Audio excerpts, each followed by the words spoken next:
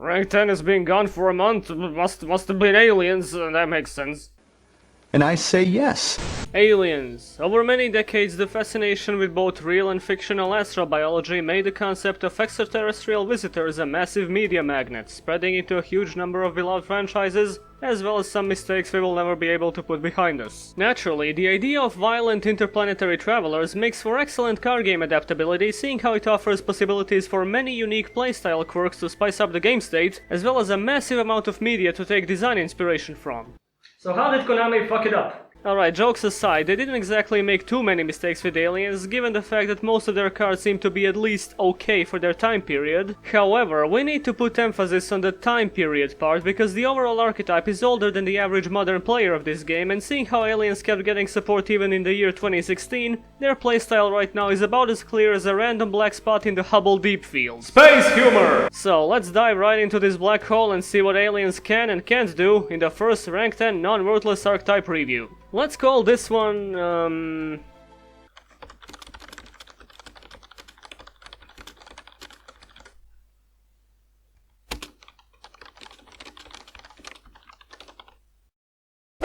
that's a good one! Let's first look at Alien Grey, a level 2 light reptile with 300 attack and 800 defense and a flip effect. Place one A counter on one face-up monster the opponent controls. If a monster with an A counter battles an alien monster, it loses 300 attack and defense for each A counter on it during damage calculation, and after this card has been flipped face-up when it is destroyed by battle and sent to the graveyard, draw one card. It's here that we immediately notice the primary gimmick of the alien playstyle, that being spreading so-called A counters across the opponent's monsters in order to reduce their attack in battle or apply the effects of some other alien cards. One fairly odd thing is that the attack reduction effect is not present on every alien monster, so in some cases, A counters do nothing whatsoever. As for Alien Grey itself, back then the draw effect was a tolerable way of making up for the minus of losing a monster, and placing a single A counter was cute at least, but today it's just way too slow and there are several cards that do the same thing but better. Oh, and if you were wondering, this is what an A counter looks like.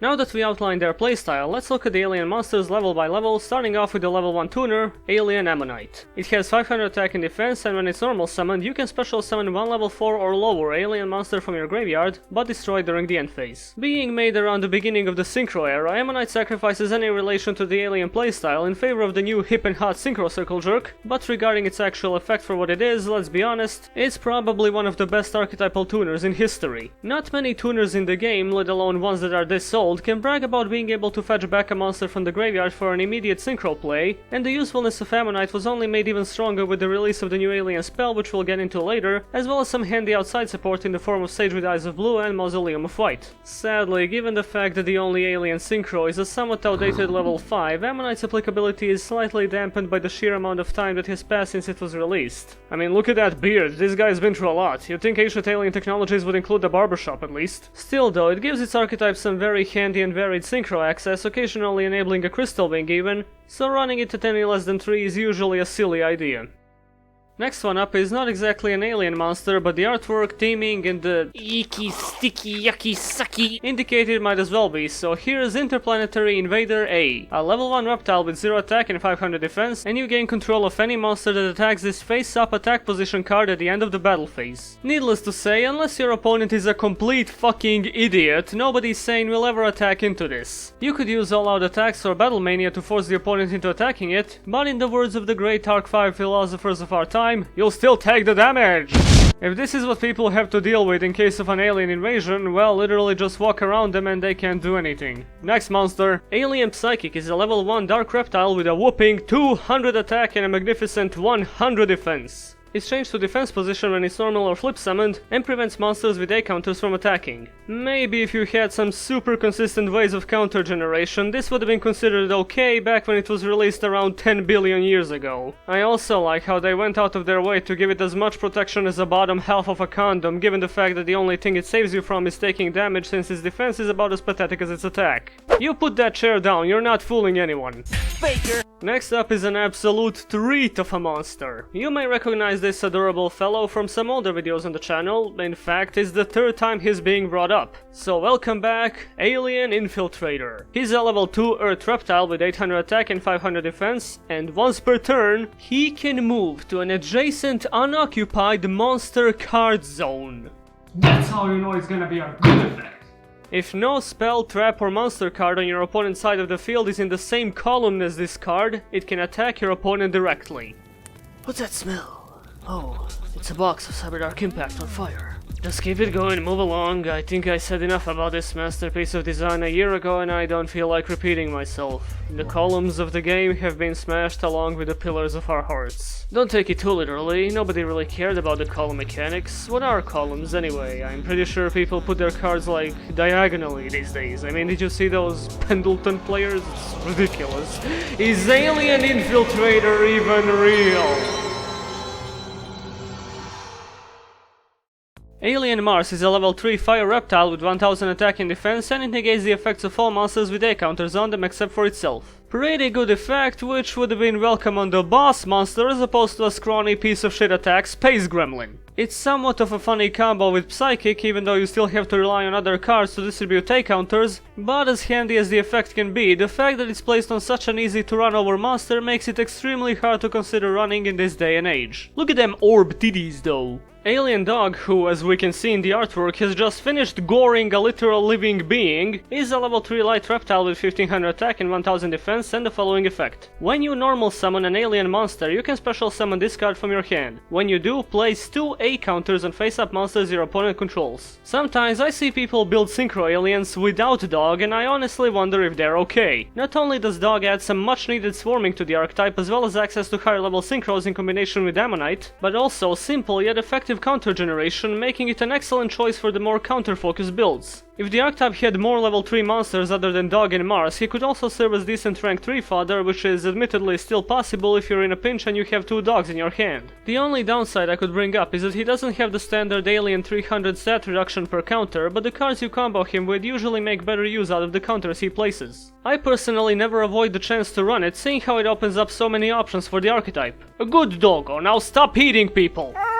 Alien Kid is a level 4 light reptile with 1600 attack and 700 defense, and while it's on the field, place 1 A counter on all monsters special summoned to your opponent's side of the field, along with the usual alien stat reduction. Kid is an interesting choice for counter-heavy builds, given that it basically offers you a steady supply of A counters to slap onto the opponent's monsters, and some decks can even be majorly screwed over if you manage to combine it with Mars. Hehe, fuck off, Zodiacs! This ain't China anymore, we on Mars! Using this card alongside Black Guardian to take advantage of cards which remove A counters as a cost is also a fairly common strategy, and when combined with some nasty alien traps we'll get into later, Kid can be a massive nuisance. It's not exactly an alien staple as it's damn near useless in aggressive synchro builds, but it's a very welcome guest in the more control-oriented variants.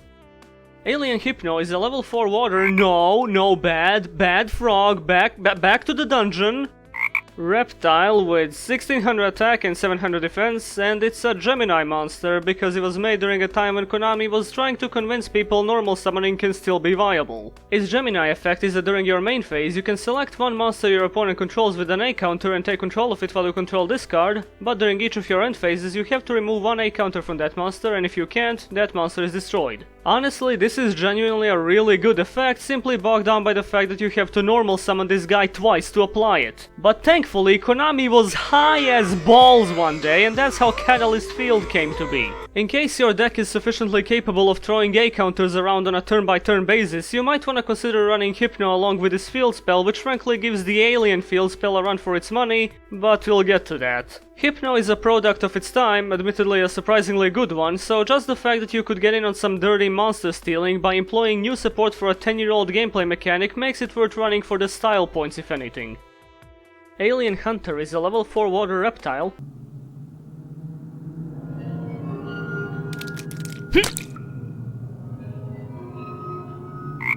It has 1600 attack and 800 defense, and if it destroys a monster with an A counter in battle, it can attack once again in a row. Hunter would actually be worth running if along with this he had the A counter stat reduction effect, which will potentially enable him to run over quite a few things with a lot less trouble, but sadly without it it's merely a mediocre beater that can occasionally get a few hits in. Not much else to say about this one. Alien Telepath is a level 4 fire reptile with 1600 attack and 1000 defense, and once per turn you can remove one A counter from an opponent's monster to destroy one spell or trap card on the field, along with the stat reduction. Oh man, you can almost smell the period of the limited MST at the time of this card's release, when each and every archetype had to have at least one way of getting rid of back row, as inconsistent and slow as it may be. Hey, y'all remember Mystical Wind Typhoon? I wish I could forget. In comparison to those, Telepath does a decent job of shooting things up with his fire mustache, the ultimate French alien, or well, at least he used to, given just how slow this kind of effect is nowadays. Ignore this one unless you're planning on time travel. Alien Skull is a level 4 wind reptile with 1600 attack. Oh come on, why do they have 5 monsters with 1600 attack? What's so significant about that number? I'll get to the bottom of this. Oh my god. Martin Müller is appointed as chief pastor of Görlitz, also known as Zgorzelek? That's not a city, that's the name of an alien hive mind if I ever heard of one. Fucking Zgorzelek, are you kidding me? At least try being subtle about it, you Alpha Centauri motherfuckers! Oh my god, their buildings are green, the infestation has begun! Anyway, it has 1600 attack and 1800 defense, and you contribute one face-up level 3 or lower monster your opponent controls to special summon this card to your opponent's side of the field. If you do, place one A counter on this card and you cannot normal summon or set during that turn, also stat reduction. Well, talk about the worst kaiju ever. Tributing your opponent's monsters is always nice, but with the level restriction as well as the normal summon prevention, Alien Skull just kinda ends up being some of the most underwhelming and specific removal in the game. However, due to the fact that it's a wind level 4, it actually saw some play in Divine Wind variants along with Harpy Dancer, but that's a case of the card being used for what it is instead of what it does. This archetype's so weird, it's like it was made by aliens or something.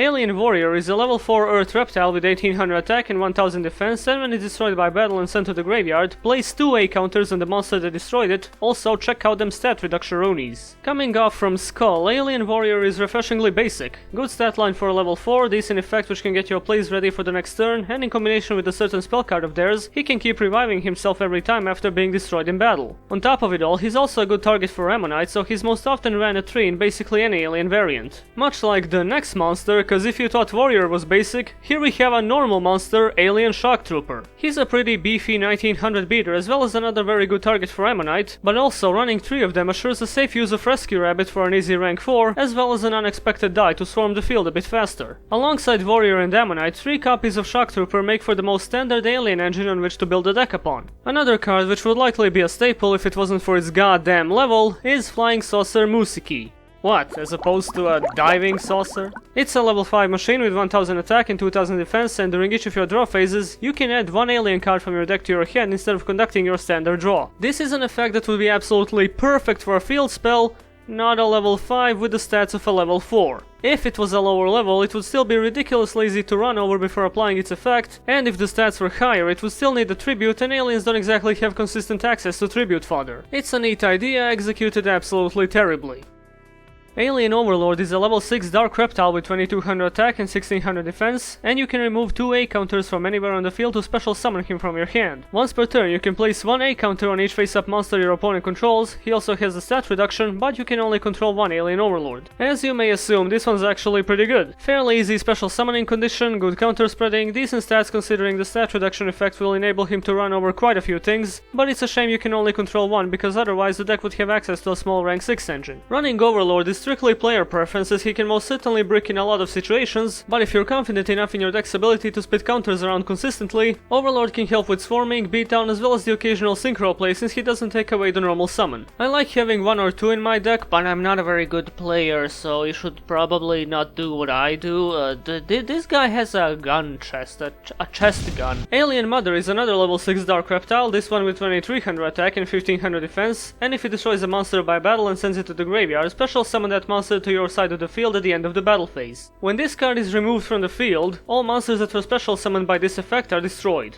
Even with his nonsensical OCG nerf a while ago, Goyo Guardian is basically just a better version of this. But if we give Alien Mother some credit for being released ages ago, it's still not very good due to requiring a tribute, not being able to place A counters herself, along with not having the stat reduction, and anything you steal with her is rendered completely meaningless by any form of monster removal in the game. Another annoying thing is that the monster capture happens at the end of the battle phase instead of immediately before being sent to the graveyard, because this way you cannot prevent any floating. This one's definitely not a MILP, a mother I'd like to play. Necros of Gungnir on the other hand, oh baby, slap me with an icicle. The final alien main deck monster is Cosmic Horror Gangiel, and holy shit did they waste a badass name and artwork on somewhat of a garbage card. It's a level 7 light reptile with 2600 attack and 2000 defense, and if you're tributing a monster on your side of the field that is owned by your opponent, this card can be normal summoned with 1 tribute. Once per turn you can place 1 A counter on a monster your opponent controls, and also stat reduction because why not? How did Overlord end up being a better boss monster than this? First of all, the condition to ease up the summoning requirement is ridiculously specific because while aliens do have some focus on controlling the opponent's monsters, it's not nearly consistent enough for this to matter. Alongside that, most often you will have used up your normal summon during the turn you take control of a monster. Also, monsters you take control of don't tend to survive the opponent's next turn. The counter spreading effect is also ridiculously underwhelming when compared to a bunch of other alien monsters, and the card's only saving grace is the combination of its level, type and attribute, which by mere coincidence makes it summonable by W Nebula Meteorite. Although at that point you're probably better off simply playing Worms. There's really not much to Gangiel other than a somewhat beefy body and a coolness factor, so feel free to run it for style points, but don't expect to win games with it. Considering the extremely low applicability of Gangiel, you would say the monster lineup goes out with a whimper, but along with Ammonite, the Synchro era introduced a brand new playmaker for the archetype, that being the level 5 Synchro Cosmic Fortress Golgar. It's a level 5 light reptile, requires specifically alien Ammonite along with 1 or more non-tuner alien monsters, and once per turn you can return any number of face-up spell or trap cards to their owner's hands, and distribute new A counters among monsters on the field equal to the number of cards returned. Once per turn you can remove 2 A counters from anywhere on the field to destroy 1 card your opponent controls. Mind you, this does target seeing how the card was made before PSCT. For the time period, this was actually a pretty sick effect, not only because you could bounce back the opponent's problematic cards, but you could also loop your own stuff to get additional uses, including but not limited to Fiendish Chain, Call of the Haunted, Black Garden, Safe Zone, Big Bang Shot, Fogblade, the best spell card in the game, Vanities, basically anything that could hinder your plays during your turn or that can screw the opponent over if used multiple times. As proven numerous times by Doloran and Divine Wind, self-bouncing is nice. The A counter effect holds a second place to the usefulness of the card's primary ability, but it still makes for some tolerable field clearing, especially considering the fact that you can remove A counters from any card on the field to apply it. Another factor the card has going for it is a surprisingly beefy 2600 body for a level 5, although admittedly that's likely the result of the card being extremely forced into its own archetype, since the synchro materials you need to use to summon it are insanely specific. Whether you're playing Synchro aliens, Control aliens, fucking Weacroid aliens, Golgar is never out of place in the deck. The first alien spell is Corruption Cell A. Place 1 A counter on 1 face-up monster your opponent controls. Simple, very ineffective, don't run it. Otherworld, the A-Zone, or as I like to call it, Highway to Zgorzelek, is a field spell, and its effect is that the opponent's monsters lose 300 attack and defense whenever they battle an alien monster. Alright, I'll just ask, is it any coincidence that a card featuring artwork extremely similar to Neospace is complete horseshit? It's like the garbage factor of this thing passively drags down the quality of anything even remotely related to it. While I do appreciate the weird baby Gangiel, this entire card is outclassed by literally any A counter spreader in the archetype. Why did they feel aliens needed even more stat reduction? Half of their monsters do the same thing but better. They couldn't even be asked to put any kind of A counter related effect on the card? What kind of game state is this supposed to induce? Welcome to the other world, prepare to be slightly discomforted. A-Cell Scatterburst is a quick play spell which allows you to destroy 1 alien monster you control and distribute A counters equal to its level among your opponent's face-up monsters. This one's not great since aliens can't always afford losing their monsters in favor of A counter spreading, but it has a fair amount of applicability if your field is at least slightly built up, because you can proceed to use those counters to beat overstuff, summon Overlord, use Golgar's effect, apply some of the alien trap cards, or even revive the destroyed monster with Ammonite. Definitely one of the better ways to spread A counters, even though it can end up being a bricky win more card in a lot of situations depending on your build.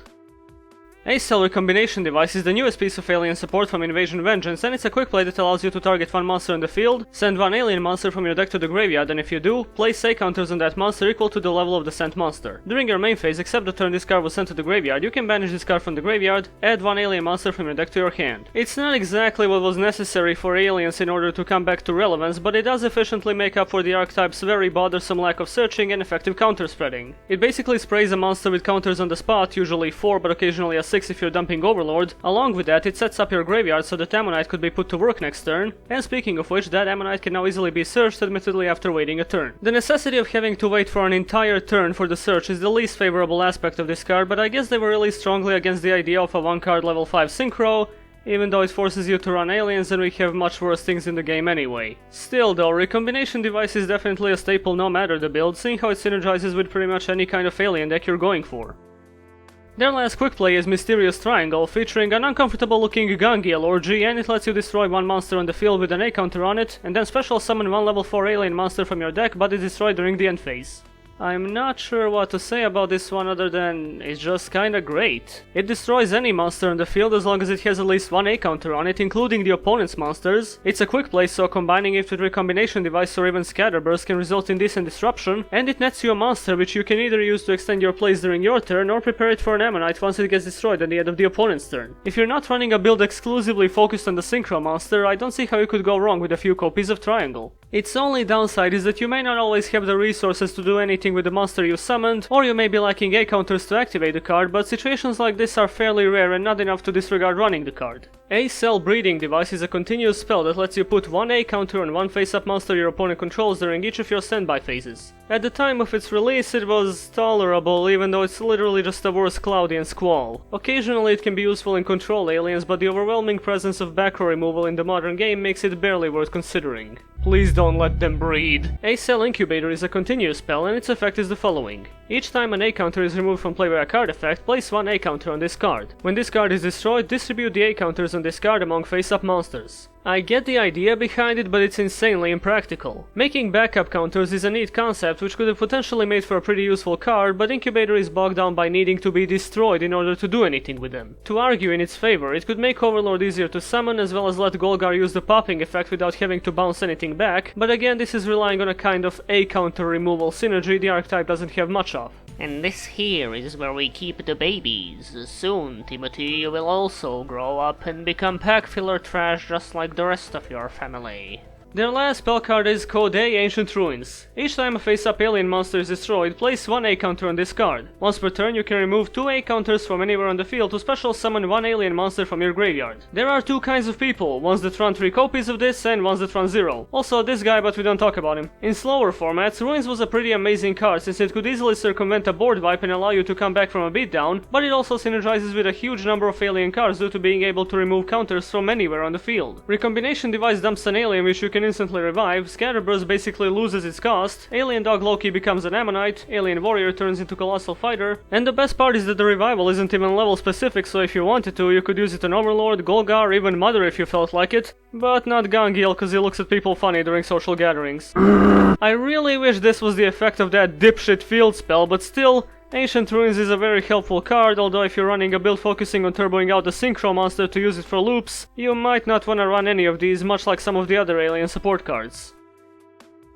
The first 3 alien trap cards are Cell Explosion Virus, Detonator Circle A, and Orbital Bombardment. Why am I displaying these together? Because one is a bad retrain of Mirror Force, the other is a shitty remake of Ring of Destruction, and the third one is a crappy variation of MST. Cell Explosion Virus is literally just Mirror Force except the attacking monster needs to have an A counter on it, Detonator Circle destroys one face-up monster with an A counter on it and burns both players for 1000 damage, and Bombardment requires you to send an alien monster you control to the graveyard to destroy one spell or trap card on the field. I don't feel like I need to dwell on these for too long, since they're obviously fucking awful to anyone with half a brain. Arguably the most useful one is Detonator Circle, but aliens have little to nothing to do with dealing burn damage, so it's completely out of place in the Archetype. Cell Explosion Virus is just a worse Mirror Force, mainly because the card was made while Mirror Force was limited, and same goes for Bombardment and MST. You should probably forget any of these even existed, and I know exactly what can help with that. A Brainwashing Beam! It's a continuous trap card that lets you select one monster with at least one A counter on your opponent's side of the field and take control of it. During each of your end phases, remove one A counter from that monster, and if all A counters are removed or that monster is destroyed, destroy this card. This thing combos so well with Alien Kid, Recombination Device and Scatterburst, since you can basically interrupt an opponent's play as soon as they summon a monster by stealing it, therefore preventing any access to said monster. However, the best part is that you can bounce this back with Golgar to secure more usages and spread even more A counters across the field, almost ensuring a perfect permanent control of a monster. This card is the bread and butter of control aliens, so if your deck is efficient enough at throwing counters around, you cannot go without Brainwashing Beam. I just love this card so much I cannot put it into words. Let me find a reasonable man who can explain it better. This is an interdimensional force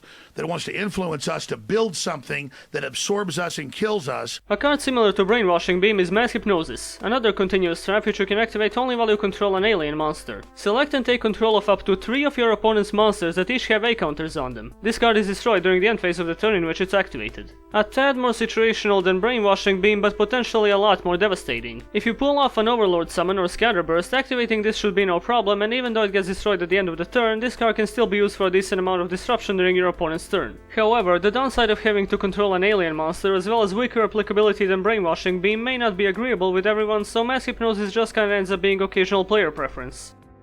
Interdimensional Warp is a normal trap card that lets you select a monster you control and a monster with an A counter your opponent controls and switch control of them. Blatantly a retrain of creature swap, but I didn't put it alongside the trash trio, mainly because this one can arguably be better than the card it's based on due to letting you select both monsters to switch control of. Then again, as already described, aliens have ways of taking control of monsters without losing their own, so Warp is kinda obsolete, but if anything it's not susceptible to MST, unlike Brainwashing Beam in Mass Hypnosis. Hey baby, let me give you the suck. Crop Circles is a normal trap with the following effect. Send any number of monsters from your side of the field to the graveyard to activate this card. Select from your deck one alien monster whose level is equal to the total levels of the sent monsters and special summon it. If you fail to find a monster to special summon, you take 2000 damage. Okay, so the effect is not horrible since it lets you easily swap between your level 4 aliens, and I say level 4 because those are the ones this effect is the most applicable to, but the last effect is some of the most ridiculously specific things I've ever seen on a card. It seems simple enough at first, possibly to prevent you from tributing the opponent's monsters you stole without taking some damage, but the rulings page says that if there is no alien monster in your deck with the same level as the total original levels of the monsters sent to the graveyard as the cost, Crop Circles itself cannot be activated. So you're telling me the only way to actually take 2000 damage from this card is to tribute a monster that's the same level as the one you wanna summon, but then every single monster of that level gets removed from your deck by a chained card that's capable of that, which I'm not sure even exists.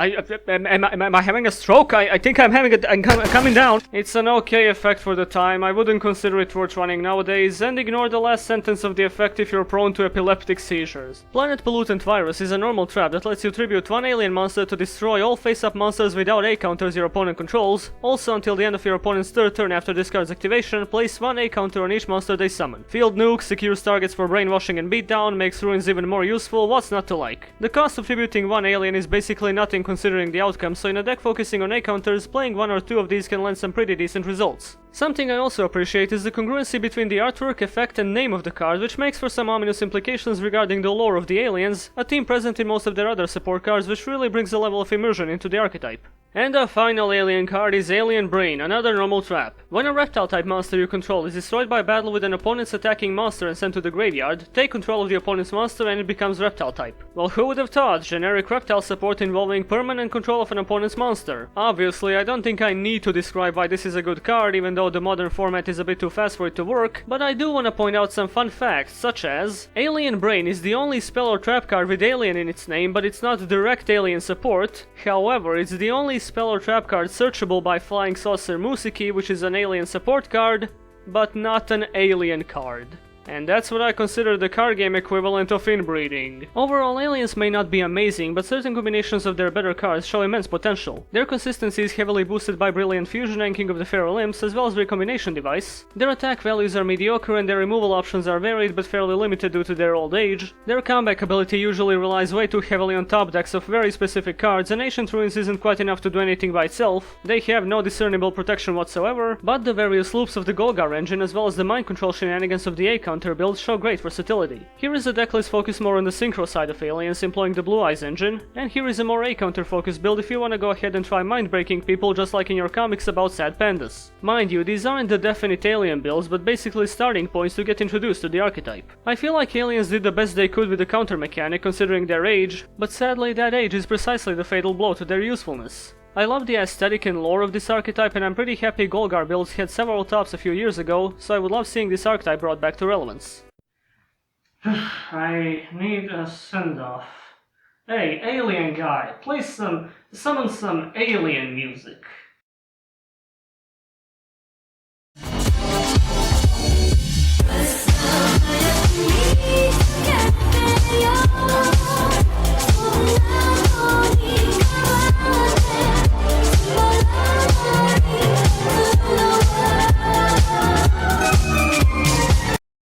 Hey there, thank you for watching. This took me an unreasonable amount of time to make. If you liked it, do consider supporting me by Patreon, and if you are donating, have in mind that if you request an Archetype review along with the donation, it will make said review heavily considered based on the amount you pledged. I'm a 21-year-old psychology student from Montenegro after all, so I appreciate cash as much as the air I breathe. I am Radolf, ranked in Yu-Gi-Oh! Do remember to subscribe, and I'll see you next time.